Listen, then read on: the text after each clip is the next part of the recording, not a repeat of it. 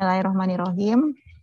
Yang saya hormati Bapak Ibu, baik dari jajaran Dinas Pendidikan Kabupaten Kota maupun Bapak Ibu dari sekolah ya, kepala sekolah, guru maupun unsur-unsur terkait lainnya, dan tentunya adik-adik ya, para peserta didik yang menyimak apa yang coba kami paparkan pada kesempatan kali ini.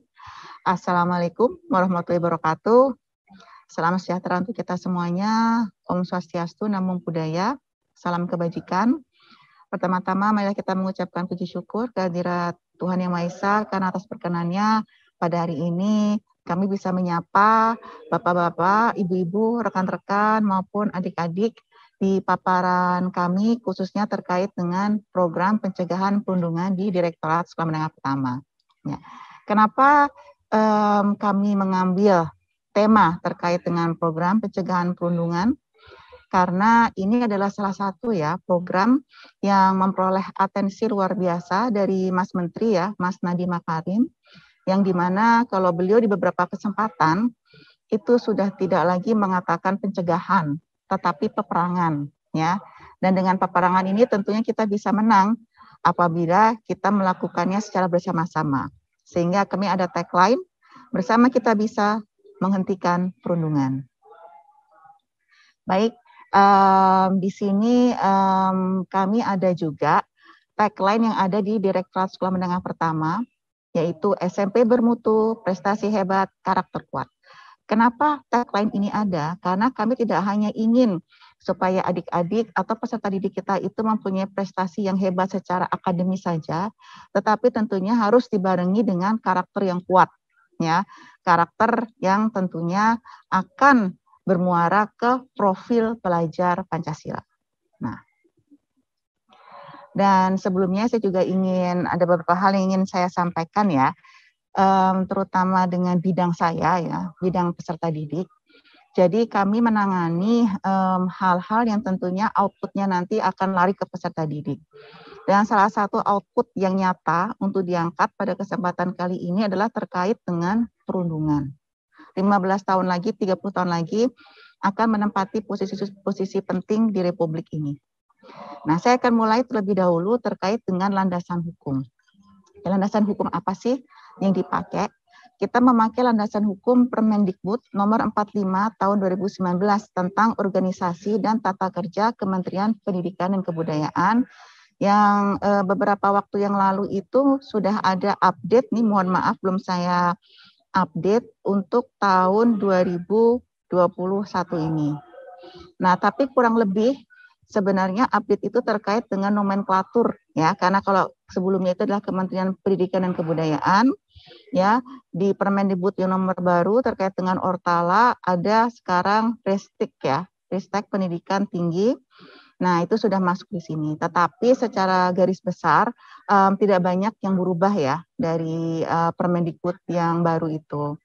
Di situ memang ditekankan bahwasanya tupoksi ya dari direktorat-direktorat teknis termasuk di direktorat kami jenjang sekolah menengah pertama itu kami nantinya akan lebih fokus kepada kegiatan fasilitasi, kegiatan pendampingan, kegiatan advokasi, monitoring, ya penyiapan NSPK, norma, standar, prosedur, dan kriteria. Karena nanti eksekutor akhirnya atau yang bakalan lebih banyak menyentuh satuan pendidikan adalah dari Dinas Pendidikan Kabupaten Kota. Nah, pelan-pelan kami akan mengarah seperti itu, dan akan lebih banyak nantinya tanggung jawab yang diemban oleh Dinas Pendidikan Kabupaten Kota selaku pemilik satuan pendidikan di wilayahnya masing-masing. Selanjutnya landasan hukum yang kami pergunakan adalah Permendikbud nomor 23 tahun 2015 tentang penumbuhan budi pekerti. Ya, karena kita juga ingin tadi seperti yang kami sampaikan di depan, anak-anak itu tidak saja cerdas secara akademis mempunyai nilai-nilai yang tinggi, tetapi lebih dari itu mereka juga harus cerdas ya secara karakternya, memiliki budi pekerti yang baik ya, mempunyai sopan santun ya, dan dapat menyesuaikan tingkah laku ya dan tutur kata mereka sesuai dengan lingkungan mereka berada. Dan selanjutnya kami juga ada Permendikbud nomor 82 tahun 2015 terkait tentang pencegahan dan penanggulangan tindak kekerasan di lingkungan satuan pendidikan. Nah, ini sudah jelas, di sini disampaikan apa saja sih yang menjadi tanggung jawab sekolah, apa saja sih yang menjadi tanggung jawab Dinas Pendidikan Kabupaten Kota, apa saja sih yang menjadi tanggung jawab komite, apa saja sih yang menjadi tanggung jawab orang tua, dan seterusnya. Nah, namun demikian, seiring dengan perjalanan waktu, mungkin sosialisasi terkait Permendikbud ini kurang atau mungkin karena banyak perubahan juga di jajaran Dinas Pendidikan ya, sehingga informasi yang sebelumnya sudah disampaikan mungkin tidak disampaikan kepada jajaran yang baru.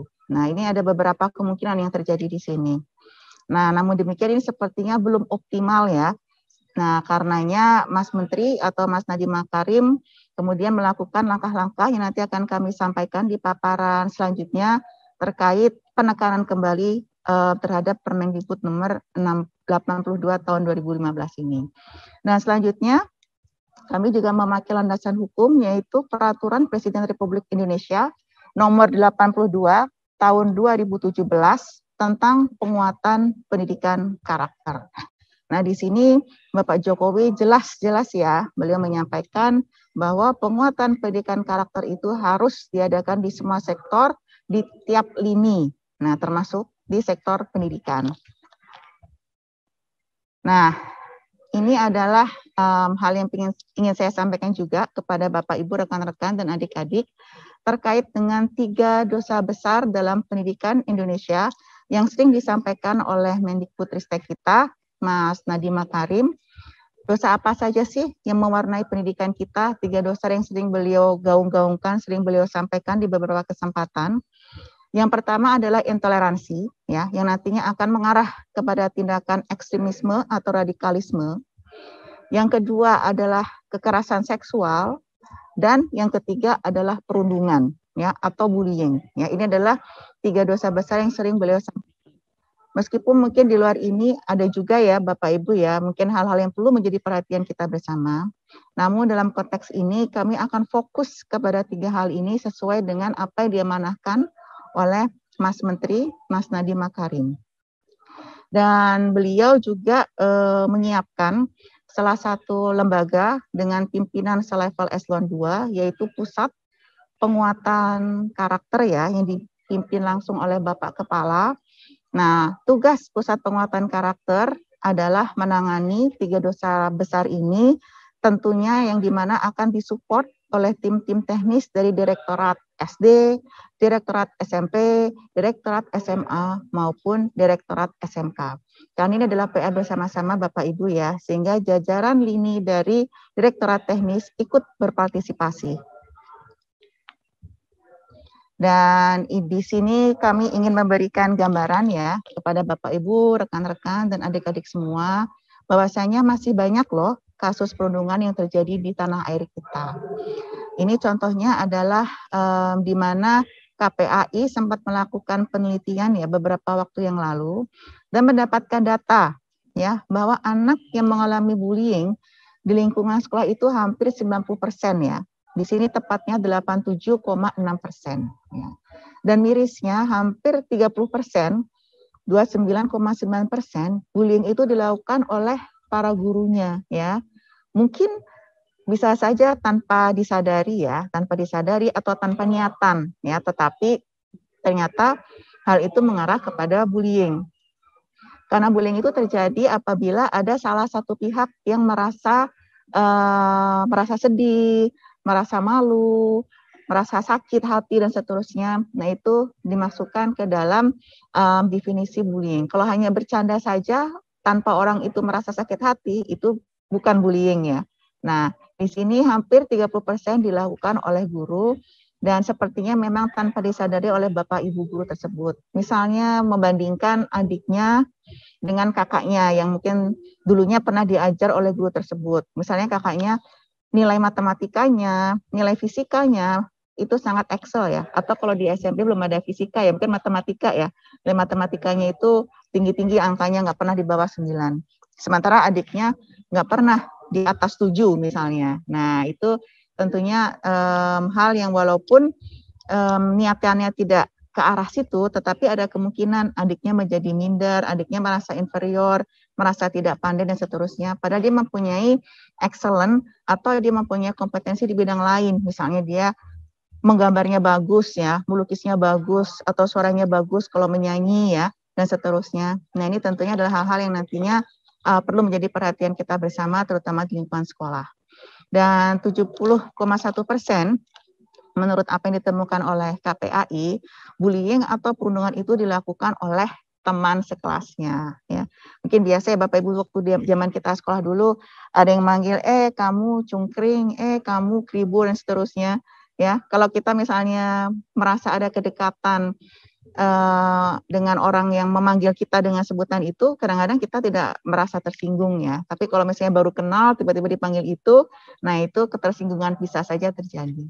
Dan selanjutnya juga pernah ada penelitian yang dilaksanakan oleh Yayasan Semai Jiwa ya, Amini, atau kita sering sebut dengan Sejiwa, maupun Plan Indonesia dan UI ya, terkait dengan kekerasan atau bullying yang terjadi di kota-kota besar seperti Jogja, Jakarta, dan Surabaya, di mana tingkat kekerasan di SMA maupun di jenjang SMP itu kisarannya sudah lebih dari 50%. Ya, dan kategori tertinggi berupa pengucilan, kemudian diikuti dengan kekerasan verbal, dan yang terakhir dengan kekerasan fisik. Nah, ini tentunya menjadi perhatian kita bersama karena angkanya sudah lumayan tinggi dan bukan berarti pada masa pandemi ini angka kekerasan ya terhadap anak-anak itu mengalami penurunan ya. Pada saat mungkin lagi tinggi-tingginya pandemi dan anak-anak saat itu masih full melakukan pembelajaran di rumah ya, karena justru angka-angka seperti kekerasan verbal maupun kekerasan karena paparan asap rokok ya, itu menurut penelitian yang sempat dilakukan justru angkanya naik ya, bukan mengalami penurunan tapi justru angkanya naik. Nah, ini tentunya juga bisa menjadi perhatian kita bersama. Dan di sini kami juga ingin menyampaikan dampak ke korban perundungan apa saja sih ya. Di sini bisa kita kategorikan menjadi 3. Dampak kesehatan fisik dan psikologi, dampak performa di akademik, dan dampak perilaku negatif ya. Karena perundungan itu tidak hanya dalam bentuk fisik saja ya sebenarnya ya, tetapi juga yang dalam bentuk non fisik itu justru kadang-kadang menimbulkan luka yang lama dan tidak terlihat ya, dan itu justru tanpa kita sadari akan menumpuk dan mungkin efek sampingnya itu akan lebih ekstrim ya. Di sini ada contoh melakukan bunuh diri. Nah, ini tentunya juga harus kita antisipasi ya. Faktor kedekatan kita dengan peserta didik kita, faktor kedekatan orang tua dengan anak ya. Ini nantinya akan mensupport atau akan mengurangi potensi anak-anak melakukan bunuh diri karena ada kedekatan emosional dengan orang tua tersebut. Dan dampak performa di akademik, anak yang tadinya nilainya bagus ya, anak yang tadinya ceria dan seterusnya tiba-tiba mengalami penurunan maupun dia sekarang tidak suka bersosialisasi ya, lebih suka menyendiri ya, tidak suka berinteraksi dengan teman-temannya dan seterusnya. Nah, ini tentunya menjadi perhatian kita bersama. Jadi kita harus bersifat lebih aktif, tidak harus menunggu anak itu mendekati kita ya, tetapi kita apabila melihat perubahan di anak kita, di peserta didik kita yang harusnya lebih aktif ya, Bapak Ibu guru ya, untuk mendekatkan diri kita dengan anak tersebut. Ada permasalahan apa sih kamu nak? Apa sih bisa Bapak atau Ibu bantu dan seterusnya. Nah, itu harus ada sisi yang lebih aktif ya dari orang dewasa yang ada di seputaran peserta didik itu.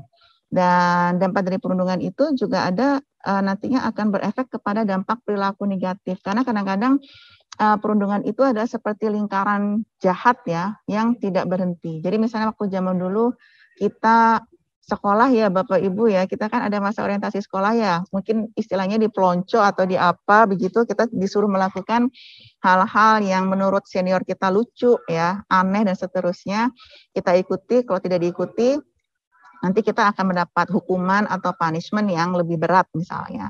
Nah, itu setelah anak yang tadinya mengalami masa orientasi sekolah dalam tanda kutip dibully oleh seniornya, saat dia menjadi senior dia akan melakukan hal yang serupa untuk adik-adiknya yang baru masuk.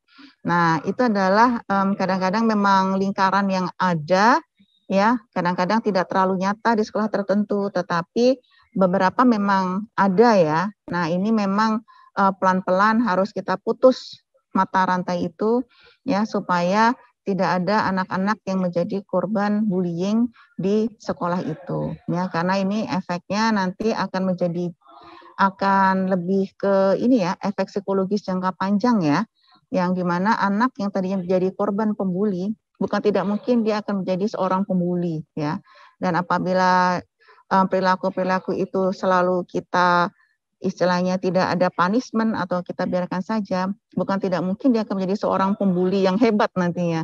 Nah, ini tentunya hal yang tidak kita inginkan terjadi kepada anak didik kita, peserta didik kita ya, anak kita sendiri dan seterusnya.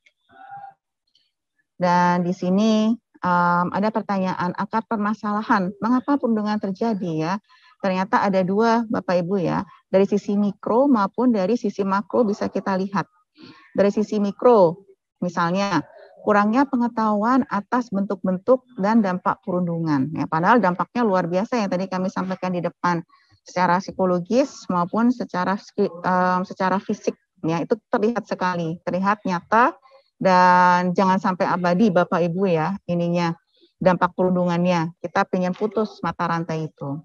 Dan mikro penonton atau mungkin kita sering sekali sebut bystanders ya, tidak melakukan apa-apa ya. Mereka nonton aja melihat temannya dibully. Mereka tidak melakukan pembelaan dan seterusnya. Ini ada dua kemungkinan Bapak Ibu, bisa saja anak tersebut memang tidak tahu kalau teman itu sedang dirundung atau sedang dibully. Atau bisa saja mereka tahu sebenarnya teman mereka dibully, tapi mereka tidak berbuat apa-apa karena mereka khawatir kalau mereka ngebela nanti gantian mereka yang dibully. Ya, jadi ya mereka menjadi standar saat itu, tidak melakukan apa-apa karena mereka merasa tidak berdaya. Dan selanjutnya ada kurangnya keterlibatan orang tua dalam mengurangi dan mengatasi perundungan. Nah, ini tentunya ada keterlibatan dari sisi empati. Kalau misalnya orang tua itu dekat dengan anak, anak itu merasa dekat dengan orang tuanya, bisa curhat, bercerita apa saja dengan orang tuanya, tentunya orang tuanya bisa mendeteksi dari awal dan anak itu bisa lebih terbuka terhadap orang tuanya mengenai apa yang sedang dia hadapi saat itu. Dan yang tadi sempat kami sampaikan di depan, tradisi dan budaya membenarkan bullying, ya. Contohnya pada saat masa orientasi sekolah, ya. Dan selanjutnya ada juga dilihat dari sisi makro atau sistemik. Misalnya, ketidaktahuan atas Permendikbud 82 tahun 2015 terkait dengan antisipasi tindakan kekerasan khususnya di satuan pendidikan. Ya, mungkin tidak ada yang tahu ternyata ada loh Permendikbud ini dan apa yang harus dilakukan oleh masing-masing pihak atau stakeholder juga sudah ada sebenarnya di situ Bapak Ibu ya.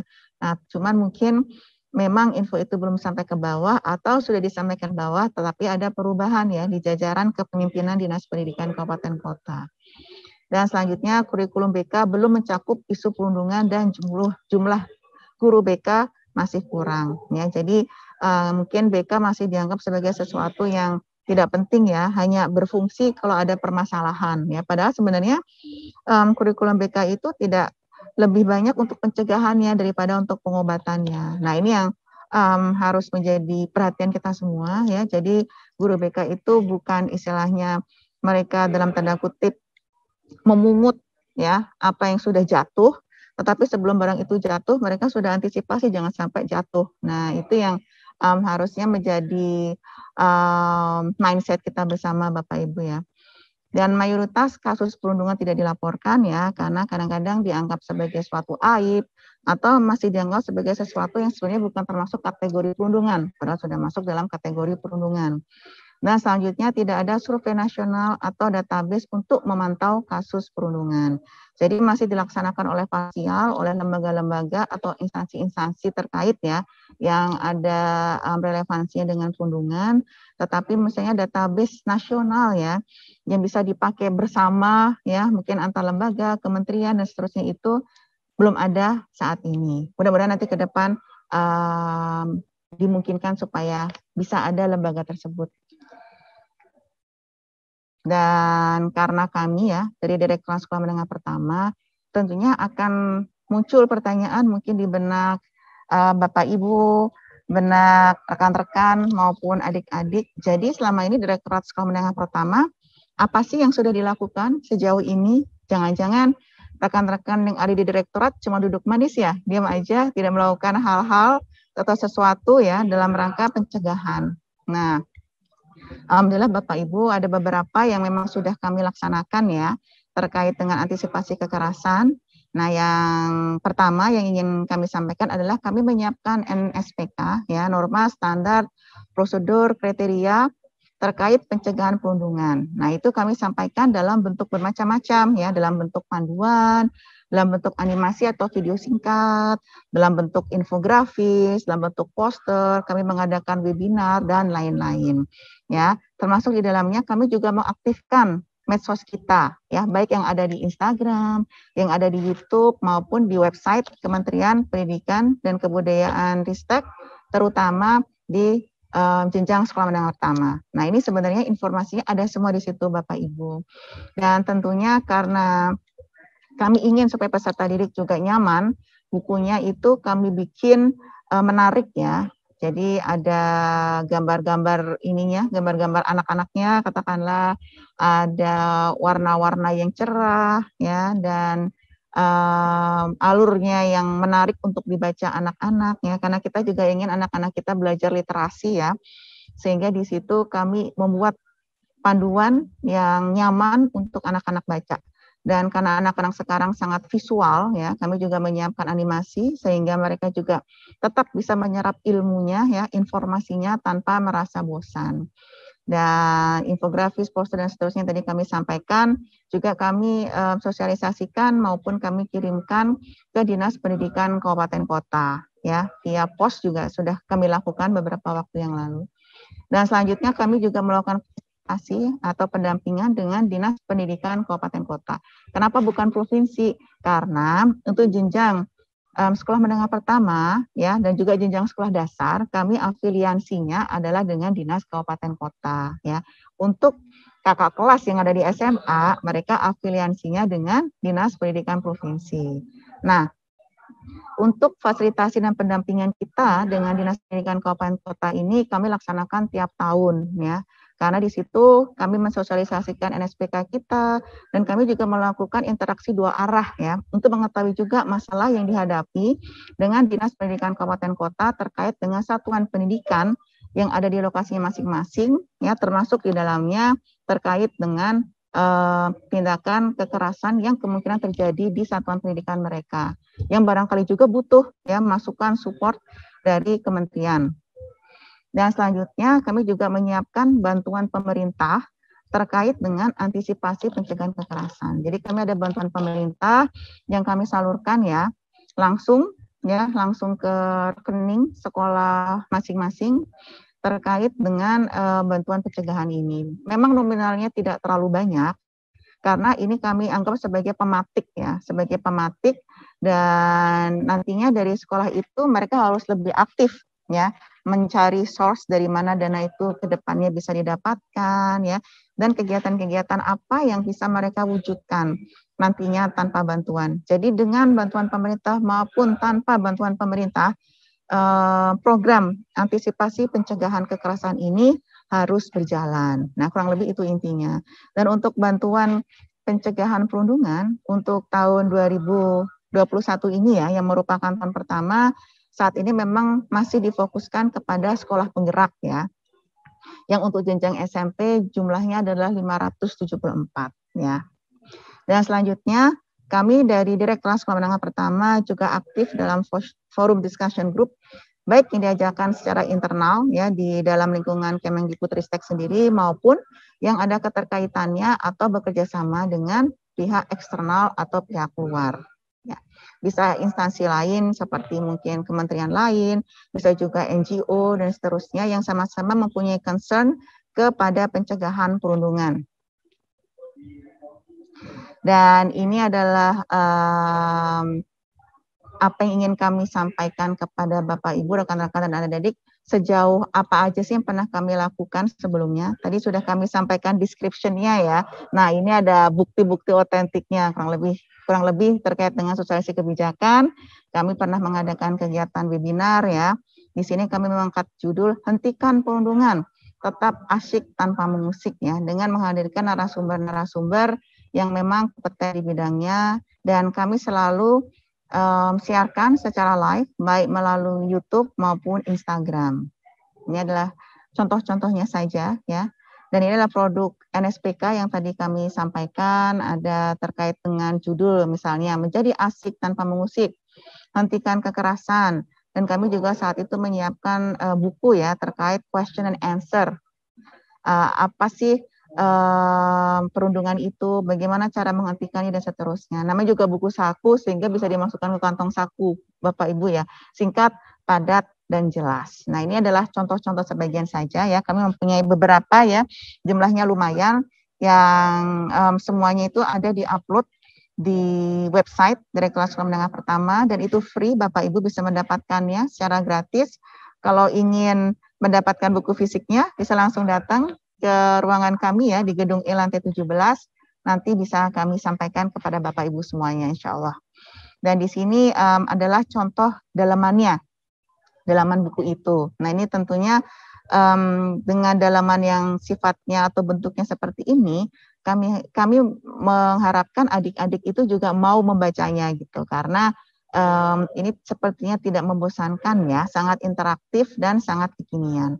Bahkan di sini kami juga ada misalnya salah satu yang isinya itu mengajak keikutsertaan peserta didik gitu, supaya mereka merasa bagian dari buku itu, misalnya melakukan cek mandiri. Nah, di sini mereka ada pertanyaan buat para peserta didik, buat adik-adik, apakah menggunakan bahasa yang mungkin menyakiti perasaan orang lain?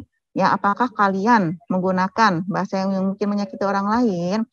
Apakah kalian mengumpat atau berteriak menggunakan caps lock pada orang lain? Ya, caps lock itu berarti kan dibikin gede ya. Nah, itu berarti kita marah biasanya kalau pakai caps lock itu. Apakah orang tua kita membaca atau melihatnya? Nah, dan seterusnya. Ini adalah hal-hal seperti supaya mereka melakukan cek mandiri gitu. Apakah jangan-jangan mereka adalah seorang pembuli tanpa adik-adik itu menyadari gitu. Nah, ini tentu sifatnya sangat interaktif dan kami coba buat sekomunikatif mungkin. Dan ini adalah salah satu juga isi dalaman ya dari buku Hentikan Kekerasan. Dan ini adalah isi dalaman dari buku Question and Answer ya. Hentikan kekerasan, kekerasan psikis, verbal, kekerasan seksual, dan seterusnya. Dan tadi kami juga sampaikan ya, produk NSPK kami juga ada dalam bentuk poster ya, yang kami kirimkan juga di sekolah supaya nanti juga dapat dipasang di lokasi-lokasi strategis di mana sekolah itu berada. Ya. Ini kami sudah kirimkan juga. Nanti kalau Bapak Ibu pada saat ada di kementerian bisa mampir di gedung E lantai 17, nanti bisa kami bagikan juga.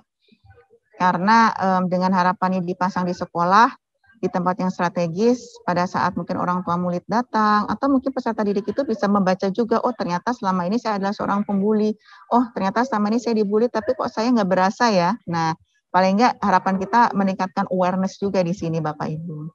Dan tadi kami sampaikan, kami juga ada beberapa produk animasi ya, yang kami laksanakan. Ini ada contoh-contohnya. Ya, nanti di akhir kami ada alamat YouTube-nya yang nanti bisa diakses ya oleh Bapak Ibu, rekan-rekan dan adik-adik semuanya. Ya. Dan yang kedua, kami melakukan fasilitasi dan bimbingan teknis yang tadi kami sampaikan di halaman yang sebelumnya.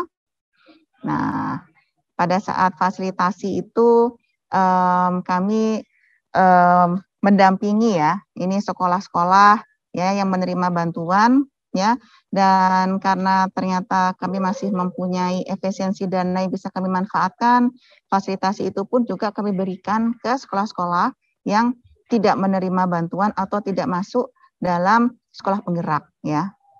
bantuan pendampingan ya, bukan bantuan pemerintahnya tapi bantuan pendampingan yang kami laksanakan juga di sekolah-sekolah non penggerak. Kami teruskan ya. Karena ternyata masih ada esensi dana yang bisa kami manfaatkan untuk kegiatan antisipasi perundungan.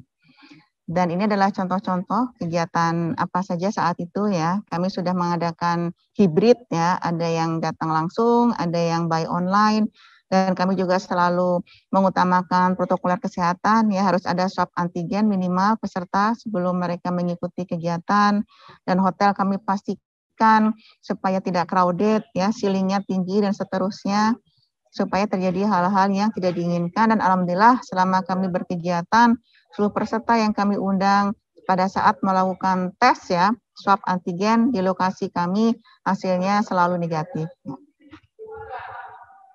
Dan kami menyiapkan bantuan pemerintah pencegahan perundungan yang tadi kami sampaikan di depan, yang saat ini kami fokus kepada sekolah-sekolah penggerak. Ini adalah contoh buku panduannya ya. Ini juga buku panduannya bisa diunggah di website, terutama buat sekolah-sekolah yang menerima bantuan. Dan karena pada saat itu kegiatannya masih banyak kita laksanakan secara Zoom ya, terkait dengan kondisi pandemi yang saat itu sedang tinggi-tingginya. Namun sekarang alhamdulillah sudah mulai landai, jadi ada beberapa kegiatan yang sudah mulai kita laksanakan dengan tatap muka, dengan mengedepankan protokol kesehatan tentunya. Ini adalah cuplikan-cuplikan pada saat kami melaksanakannya beberapa waktu yang lalu. Dan tadi yang kami sampaikan juga, kami aktif dalam forum group discussion ya, baik internal di lingkungan Kementerian Pendidikan dan Kebudayaan sendiri, misalnya di antar jenjang direktorat dengan direktorat misalnya SMA, dengan SMK, maupun dengan pusat penguatan karakter ya. Kami selalu intens berkoordinasi dan berkomunikasi, dan tentunya dengan instansi yang ada di luar kementerian kami ya, dengan LSM lain, dengan Kementerian PMK, Bappenas, UNICEF, Save the Children, KPAI, dan seterusnya yang mempunyai concern yang sama ya, karena tentunya ini adalah PR yang tidak bisa kami selesaikan sendiri. Karenanya tadi di depan, kalau kita ngikut lagi yang ke depan Bapak Ibu ya, bersama kita akan menjadi kuat. Nah karenanya kami juga menggandeng ya rekan-rekan lembaga-lembaga lain yang mempunyai concern yang sama. Baik, dan di sini saya ingin menginformasikan juga ya terkait dengan website dan akun resmi Instagram maupun YouTube kami yang bisa diakses Bapak Ibu untuk mendapatkan seluruh informasi yang sudah kami paparkan tadi ya.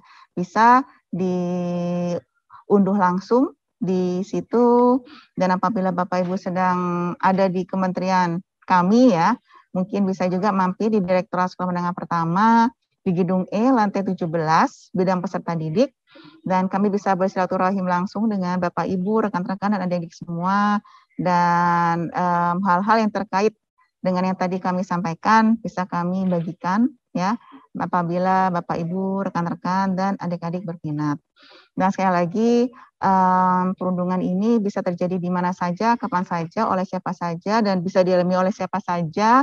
Nah, ini tentunya menjadi PR kita bersama-sama, Bapak Ibu, rekan-rekan, dan adik-adik. Harapan kami ke depannya kita bisa saling aware ya, saling mengingatkan, dan kita bisa bersama-sama menjadikan negara kita ya, Indonesia ini menjadi negara yang lebih sehat untuk para peserta didik kita, di mana perundungan itu bersama-sama coba kita tekan ya, dan nantinya mereka dapat belajar lebih nyaman, mereka bisa mengaktualisasikan dirinya ya, dengan lebih semangat ya, karena lingkungan yang sangat kondusif dalam mereka belajar dan nantinya dalam mereka bekerja. Ya. Itu mungkin beberapa hal yang bisa kami sampaikan kepada Bapak Ibu, rekan-rekan, dan adik-adik semua. Mudah-mudahan bermanfaat dan insya Allah bersama kita bisa menghentikan perundungan. Ya, itu saja dari kami. Wabillahi taufiq wal hidayah. Wassalamualaikum warahmatullahi wabarakatuh.